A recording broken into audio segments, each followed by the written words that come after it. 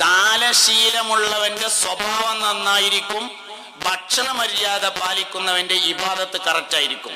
അതുകൊണ്ട് ഇബാദത്തുകൾ നന്നാവണമെങ്കിൽ, കറക്റ്റ് ആവണമെങ്കിൽ ഭക്ഷണത്തിന്റെ ആദാബുകളെ പാലിക്കണം. അത് മക്കളെ പഠിപ്പിക്കണം. 7 വയസ്സിന്റെയും 14 വയസ്സിന്റെയും ഇടയിലാണ് മര്യാദ പഠിപ്പിക്കേണ്ട പ്രായം. ഏത് മര്യാദയാണെങ്കിലും അങ്ങനെയാണ്.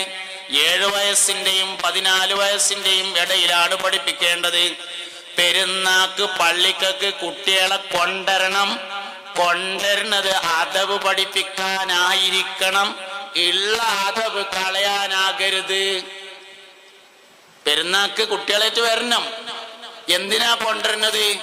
അദബും മര്യാദയും പഠിപ്പിക്കാനായിരിക്കണം. ഉള്ള അദബും മര്യാദയും കളയാൻ വേണ്ടി കൊണ്ടുവരാൻ പാടില്ല. അതന്നെ അവനാന്റെ കുട്ടികളെ നോക്കണ കാര്യത്തിന്റെ ഉത്തരവാദിത്തം അത് നമ്മൾ തന്നെയാണ്